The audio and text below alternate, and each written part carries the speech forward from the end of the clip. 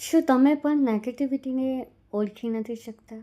નેગેટિવિટીને કેવી રીતે જાણવું, પકડવું એ નથી ખબર? જય શ્રી કૃષ્ણ. હું છું માનસી દેસાઈ, શાસ્ત્રી, કૃષ્ણ સખી. બીજો ભાગ. નેગેટિવિટી એ ફક્ત વિચાર નથી કે તમારું સ્વાસ્થ્ય કે ભ્રમ નથી. નેગેટિવિટી એક ઓરા પણ છે. બની શકે કે દુનિયામાં દરેક વ્યક્તિને નેગેટિવિટી પકડવાની ઓળખ ના હોય. આ અમુક એના સિમ્ટમ્સ છે જેને તમે સારી રીતે એને ડિવાઈડ કરી શકો, એને ઓળખી શકો. જેમ કે તમારું ઘર હંમેશા માટે અસ્તવ્યસ્ત રહેવું. બીજું, તમારા ઘરમાં તમે સ્વચ્છતા તો રાખવા માંગો છો પણ રાખી નથી શકતા. ત્રીજું, જે મેં પહેલા ભાગમાં પણ કીધું હતું, નેગેટિવિટી હોય ત્યાં ઉચાસ નથી હોતો. ચોથું, સંબંધોમાં મિસઅન્ડરસ્ટેન્ડિંગ થવી, બહુ જ આમ ગફલતથી જેવી અણબનાવો બનવા. પાંચમું.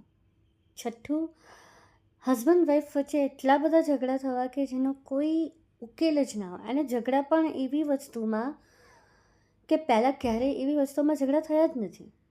નાની નાની વસ્તુઓ, જે નજીવી વસ્તુઓ હોય, ટુવાલ આમ કેમ મૂક્યો, તમે આજે મારા માટે કંઈક લાવ્યા કેમ નહીં, આ નાની નાની વસ્તુઓ. મીઠું વધારે પડી ગયું, મીઠું ઓછું છે, જમવાનું કેમ મોડું આપ્યું, આજે ભીંડા કેમ ના બનાવ્યા. નવમું, ઇલેક્ટ્રોનિક વસ્તુઓ બગડવી. તમે ડેઈલી યુઝ કરો છો અથવા તો બહુ જ નજીવો ઉપયોગ કરો છો તો પણ બગડી જવી. 10મું, ઇલેક્ટ્રિક વસ્તુ બગડવી, લાઇટ પંખા વારે વારે બગડી જવા. 11મું, તમારા ઘરમાં પૂજા પાઠ ન થવી, ડેઈલી રૂટીન જે તમારું છે એ ન થવું. 12મું, આળસ આવવી. 13મું, ઘરની મહત્ત્વની જે વસ્તુઓ છે, ઉંબરો છે, બાર શાંખ છે, મંદિર છે, એમાં તડપડવી. 13મું, તમારા સ્વભાવમાં ડ્રાસ્ટિક ચેન્જ આવી જવો. 14મું, તમારા રસોડામાં વંદા માખી એ બધું ફરવું.